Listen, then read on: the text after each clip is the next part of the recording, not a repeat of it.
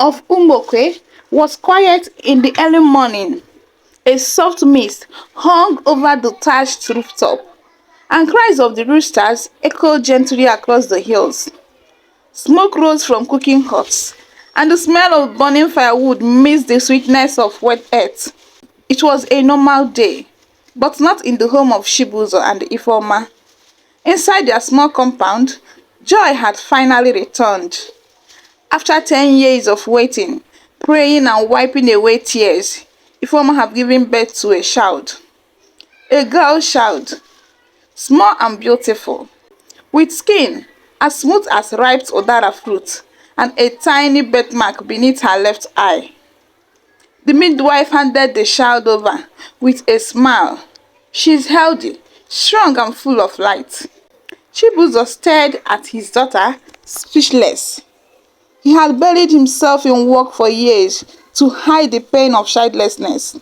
But now, tears slid down his cheeks like rain on dry ground. She's a miracle, he whispered. She's Amara, God's grace. They named her Amara, and the name spread like music through the village. The drums came out that evening. Women danced in wrappers of bright red and yellow into the air. Men poured libations to their ancestors, thanking them for hearing the cries of Shibuzo's household. But one person did not dance. From the edge of the celebration, Nneka, the oldest woman in the village, stood, leaning on her carved staff. Her white hair curled around her shoulder like smoke, and her face was filled with wrinkles that looked like river paths.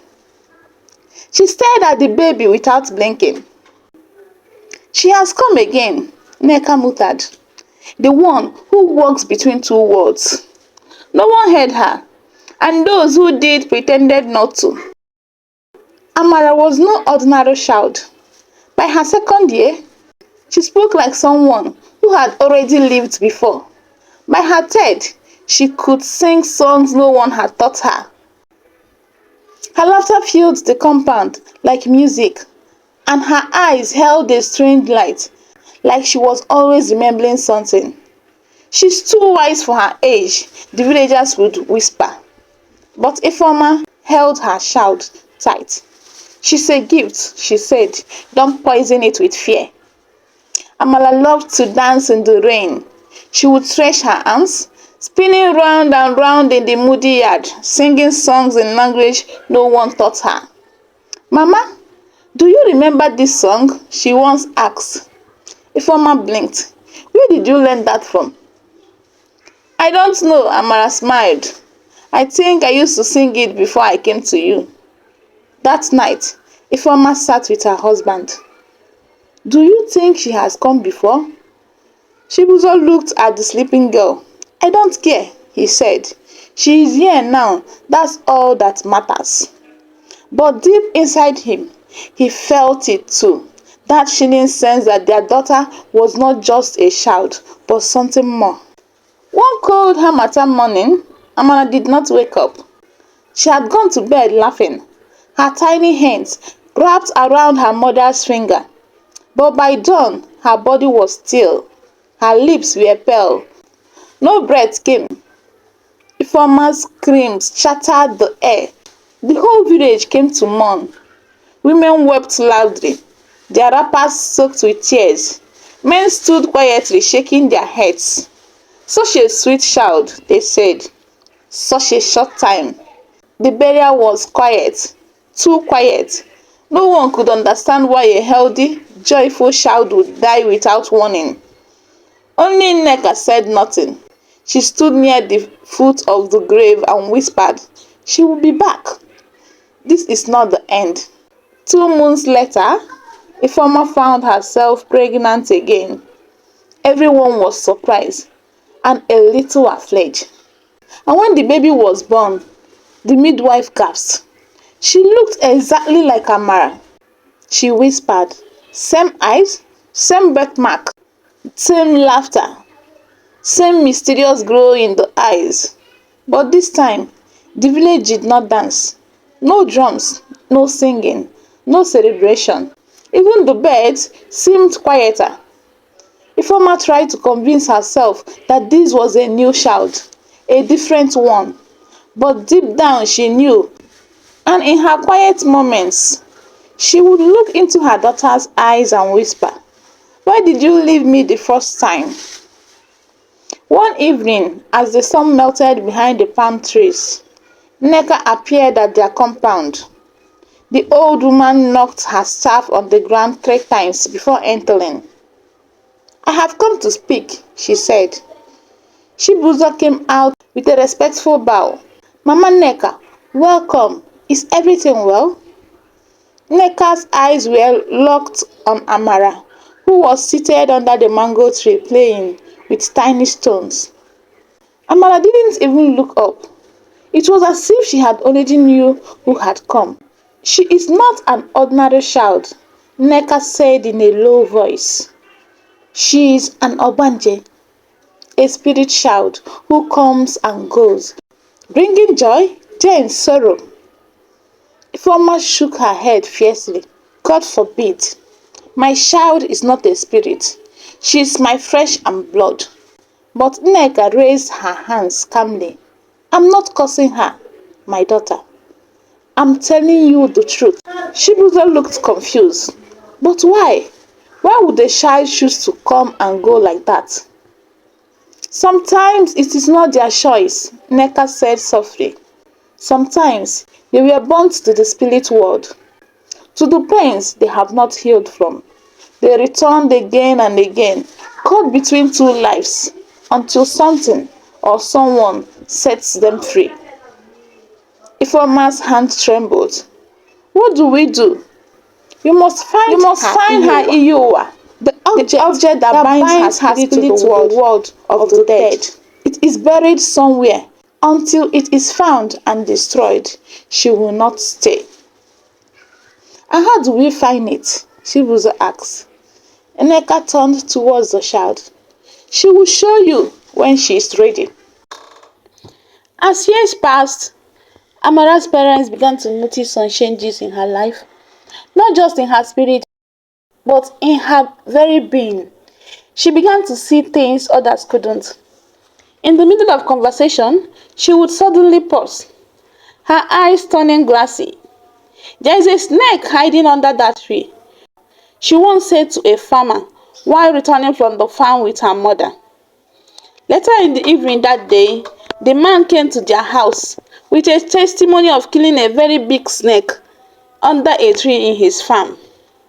Her parents was dumbfounded, but at the same time proud of their daughter. She could touch a sick child and feel the pain inside them, and sometimes the illness will vanish. One afternoon, a boy from the next village fainted near the stream. His body was burning with fever. The villagers gathered, unsure what to do. Amara knelt beside him. She placed a hand on his chest, closed her eyes, and whispered something no one understood. Within moments, the boy gasped and opened his eyes. The crowd stood still. From that day on, whispers spread. "She's not just a girl. She is something more." Years passed and Amara grew into a beautiful woman. One night she had a dream. She stood in a burning village. The sky was red with fire, and the air smelled of smoke and ash. But she was not afraid. She walked barefoot over the hot earth, past houses collapsing in flames. Then she saw it, a young woman tied to a wooden post at the village shrine. The woman had her face, but she was not Amara. She was older. People screamed in distance. Her name whispered through the air, "Nnenna." "Please," Nnenna cried. "I warned you. I only told the truth." A crowd gathered. Among them, a young man with kind eyes, but he did not move. He watched as they lit the fire at Nnenna's feet. She screamed one name over and over. "Obinna! Obinna!" The fire rose. The dream ended. Amara woke up screaming. The next morning, Amara sat down under the big mango tree in their compound, pondering over the dream she had last night. The market day in Umoke buzzed with activity. Women balanced woven baskets on their heads. Children ran barefoot through the paths, laughing and shouting. The scents of fried akara and roasted plantain filled the air. But something, or rather, someone brought the noise to a pause. He arrived just before noon, on the back of a white small bicycle. A tall young man with skin the color of rich earth, and eyes that seemed too old for his face. His name was Obinna. He had come to spend some time with his aunt, who lived on the edge of the village. His parents had sent him from the city for peace and quiet. But the moment he stepped into Umoke, a strange pull tugged at his chest, like a forgotten melody calling him home. That evening, as he walked through the narrow path, he passed a small compound with mango trees. There, under the largest one, sat a girl. Their eyes met. Amara froze. Obinna paused. The world held its breath. For a brief second, everything went silent. Even the wind, even the birds. Then Amara said quietly, "You came late. Again." Obinna blinked. "What?" Amara stood up. "You didn't come that night. I waited." He looked confused. "Do I know you?" Amara shook her head. "Not in this life." She turned and walked away. That night Obinna could not sleep. He tossed and turned on the bamboo mat. Flash of fires and screams flickering behind his eyes. He saw a girl, burned at the shrine. He saw people shouting. He saw himself standing still, helpless, and her voice calling his name, Obinna. He woke up in a cold sweat. The next morning, he went looking for the girl with the knowing eyes. He found her under the same mango tree. "Who are you?" he asked gently. "Someone you once loved," she replied, picking a pebble. "And someone you let to die." Obinna sat beside her, his heart pounding. "I keep having dreams," he whispered. "Dreams I don't understand. A girl burning, a village screaming." "That was me," she said softly. "I was Nena, and you were the only one who believed in me." Obinna stared at her. "This is madness." "No," Amara said, standing up. "This is memory." The days passed quietly, but for Obinna, nothing felt peaceful anymore. He could no longer ignore the pull of the strange dreams that seemed to haunt him. Each night, he saw the same vision. A girl burning at stake, her cries echoing through the flames. Each day, Amala's presence in the village grew more unsettling, like she was a shadow of something he should have remembered but couldn't. There was something about her that both frightened and comforted him. One evening, he met her again, sitting at the edge of the village by the river. She was staring into the water, her reflection rippling with the flow of the currents. "What are you looking for?" Obinna asked, walking towards her. Amara didn't look at him. "I'm looking for what they buried," she said, her voice distant. "The object that binds me to the past. The thing that will set me free." "The object?" Obinna repeated. "What are you talking about?" "My Iyowa. The thing that holds me in this world of the living. It was hidden in this world. When I died the first time," she finally turned to him. "I need you to help me find it." Obinna stared at her, confusion clouding his thoughts. "You have said that before, about dying. But how is it possible you are here, alive, and now?" Amara's gaze softened. "I died once, and every time I returned, it was because of the broken promise. The promise you didn't keep." The wind shifted around them, and Obinna felt a chill run down his spine. "Why me?" he asked, his voice barely a whisper. Why am I the only one you are asking? You were the one who failed me, she replied, her eyes darkening, and you are the one who will set things right. Obinna stood still, the weight of her words sinking into him. Then Amara said, "Come closer." She pointed to a part in the river, and the river showed them everything. They saw her. She looked exactly like Amara, but her name was Nena. She was a gifted young woman, the voice of the gods in the village. Her prophecies saved lives, warned of plagues, blood rains. But one day, she warned the villagers not to go to war with a neighboring clan. "Blood will fill your homes if you do," she said. The elders ignored her, and the war came. Many died. The people, full of pain and shame, turned against her. "She cursed us," they shouted. "She's a witch." And then they saw Obinna, not as he was now, but as the son of the head chief. He loved her. He promised to protect her. They had planned to run away together, but on the night they were to escape, he never came.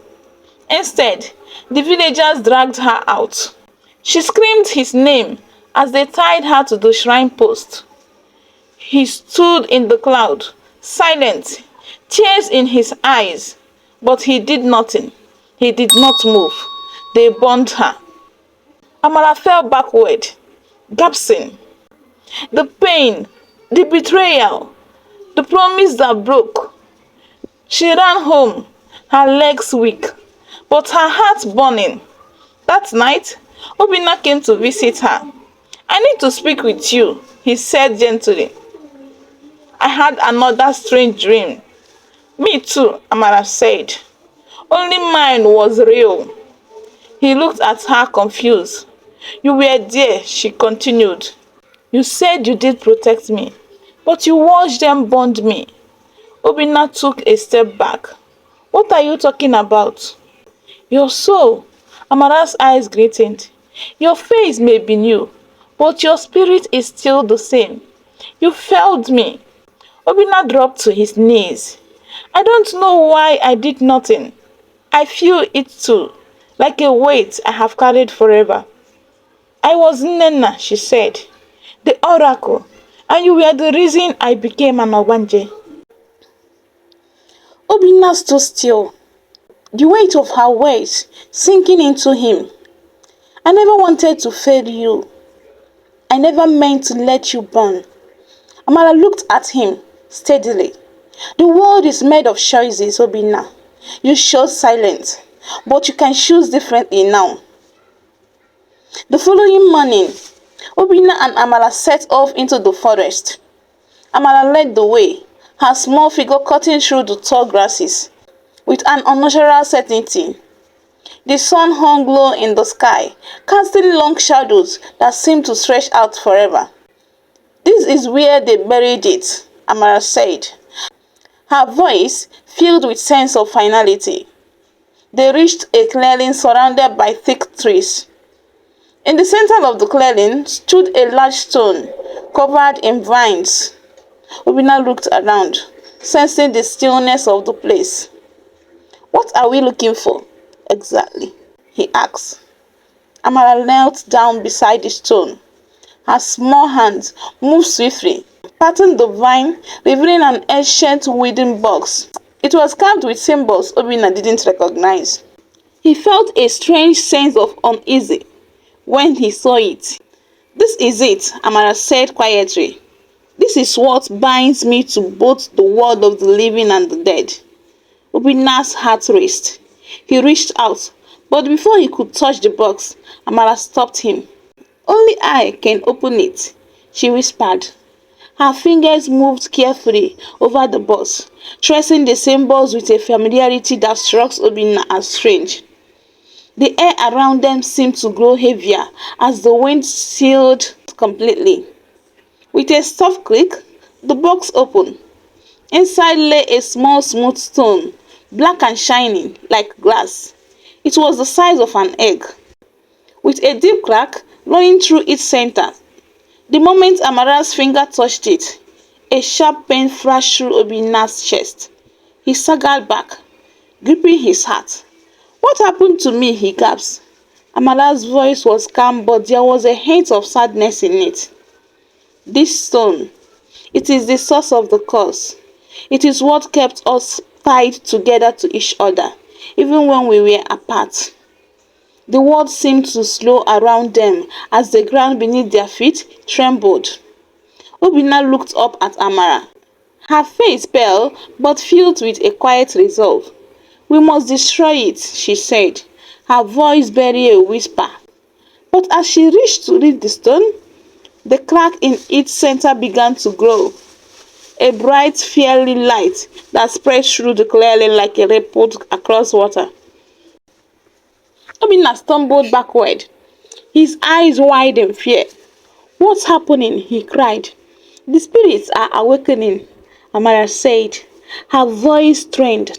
"This stone holds the key to my past and my freedom, but it also holds the pain and anger of everything I have suffered." The stone's glow grew brighter until the light was blinding. Obinna and Amara stood together, the stone between them. The air was thick with tension. Obinna could feel the weight of the curse pressing on him, his heart pounding in his chest. He knew what he had to do, but it was going to cost him everything. The stone paused in Amara's hand, and in that moment, Amara raised the stone above her head. The world seemed to hold its breath. Then, with a swift motion, she hurried the stone into the river. For a moment, nothing happened. And then, the ground shook. The river swelled, and the air cracked with energy. A powerful force surged from the depths of the earth, lifting the stone from the water and throwing it into the sky. The sky seemed to tear open as a blind lightning poured down, engulfing everything. For a moment, it felt as though the entire world had stopped. Then, the light vanished. The curse was broken.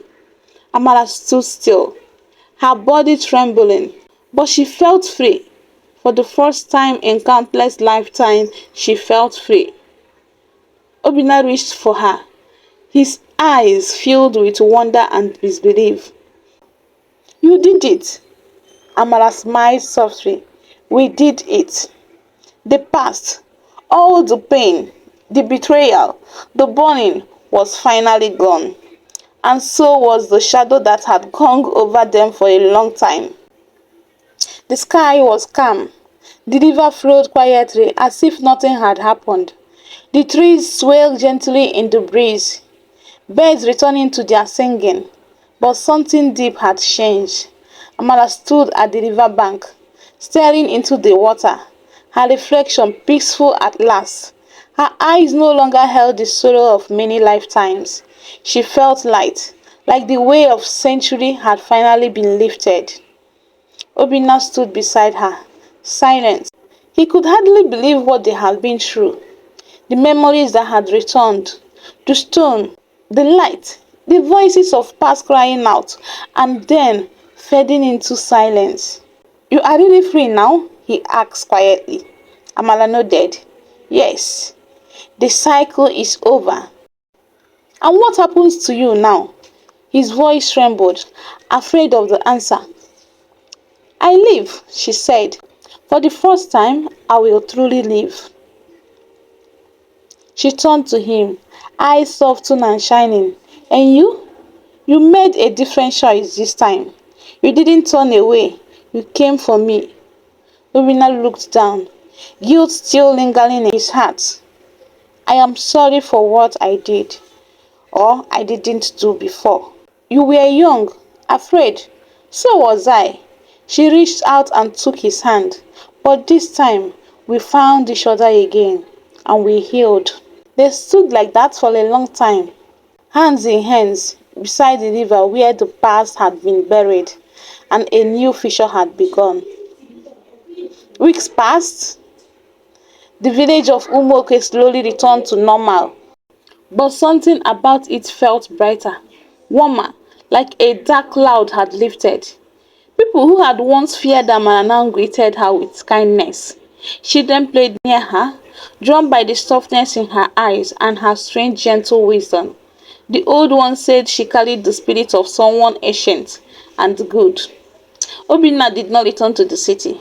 He stayed. He built a small teaching hut near the edge of the village. The little he knew. He and Amara would walk through the forest, gathering herbs, watching the stars, laughing. There was no rush, no fear, just peace. One morning, as the sun rose behind the hill, Mama Nneka, growing weaker with age.